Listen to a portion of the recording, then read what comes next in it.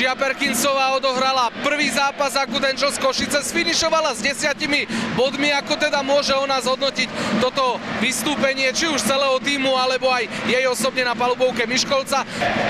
Well, I think this is a good team win for us coming in.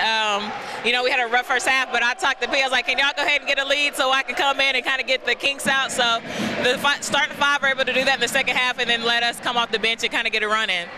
Určite tento zápas bol mimoriadne ťažký pre teba, pretože si absolvovala zo pár tréningov s týmom, čiže určite to chce svoj čas. Yeah, I mean, I've only practiced one time and then I got thrown into a game, but you know, this is what I have to do, this is what I get paid to do, so you know, I just have to use my basketball sense, and whenever I'm out there, just try to make the most of it. And I mean, this is a good team, so it's not like, you know, I have to come out here and do extra stuff, you know, I just try to get in wherever I can fit, and they do the rest really. Ak si odmyslíme tú basketbalovú stránku, ako sa zatiaľ v týme Good Angels alebo v Košiciach, ako takých cítiš?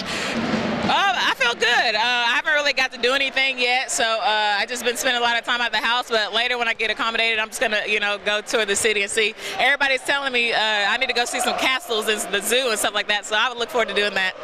Ty nie si len hráčka, ty si aj mamina, s tebou prišla do Košic tvoja 9-ročná dcerka Alirah, ako sa možno zatiaľ jej páči na novom pôsobisku?